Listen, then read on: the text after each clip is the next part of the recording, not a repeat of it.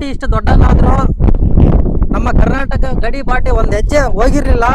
ಆದ್ರೆ ಇವತ್ತು ಭಾರತದ ಕಟ್ಟೆ ಕಡೆಯ ರಸ್ತೆ ಆಗಿರುವಂತ ಧನುಷ್ಕೋಡಿ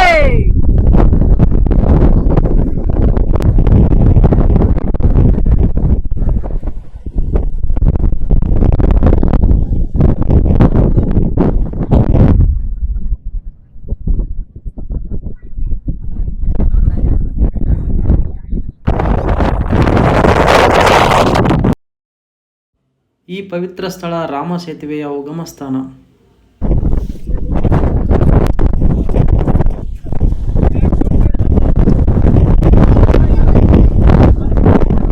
ಧನುಷ್ಕೋಡಿ ಭಾರತದ ಕಟ್ಟಕಡೆಯ ಹಳ್ಳಿ.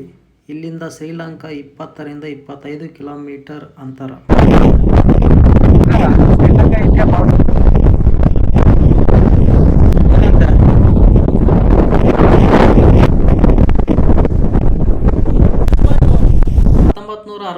ರಲ್ಲಿ ಬೀಸಿದ ಚಂಡಮಾರುತಕ್ಕೆ ಜಲಸಮಾಧಿಯಾಗಿ ಜನರಿಲ್ಲದ ಊರಾಗಿದೆ.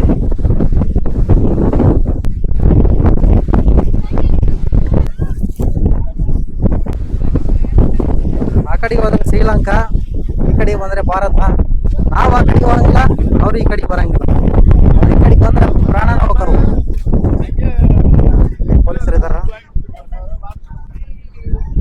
ನೋಡ್ಬೋದು, ಇಲ್ಲಿ ಪೊಲೀಸರು ಇದಾರ. ಬಾರ್ಡರ್ ಬಂದಿವಿ, ಆದ್ರೂ ಕರ್ನಾಟಕದವರಾಗಿ ನಾವು ಬಾವುಟನ ಬಿಟ್ಟಿಲ್ಲ. ಎಲ್ಲಿ ಹೋದ್ರು ಬಾವುಟ ತಗೊಂಡು ತಿರ್ಗಾಡ್ತಿದ್ವಿ. ಇಲ್ಲೆಲ್ಲ ಆಟೋದವರು ಬಾವುಟ ಹಾಸ್ಕೊಂಡ್ರೆ ಅಂತ ಭಯ ಇರ್ತಾರ. ಯಾರು ಭಯ ಪಡಲ್ಲ, ನಾವು ತಿರ್ಗಾಡ್ತಾ ಇದೆ. ಜೈ ಕನ್ನಡ.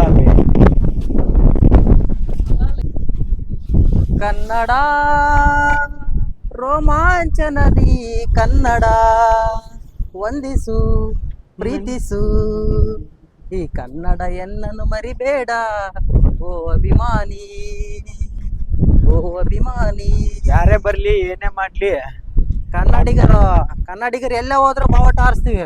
ಕನ್ನಡದ್ರ ಬಗ್ಗೆ ರಕ್ತಾನ ಹರಿಸ್ತೈತಿ.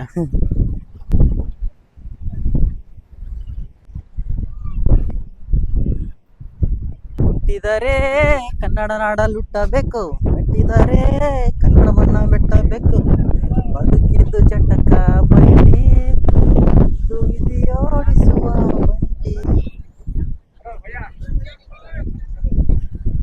ಇಲ್ಲೆಲ್ಲ ಫೋಟೋ ಶೂಟ್ ಇಡ್ತಿದೆ ಎಲ್ಲರದ್ದು. ಇಲ್ಲಿ ಬಂದು ಫೋಟೋ ತೆಗೆಸ್ಬೋದು ಯಾರು ಬೇಕವರು.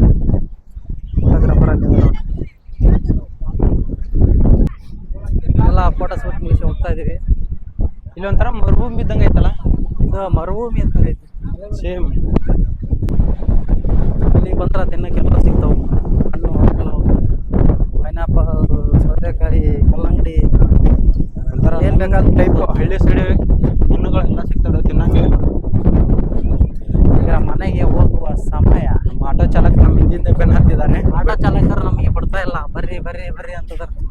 ಆದ್ರೆ ನಾವು ಅವ್ರ ಮಾತು ಕೇಳಾಗಿ ಎಲ್ಲ ಸೈಡು ಮಾಡ್ತಾ ಇದೀವಿ.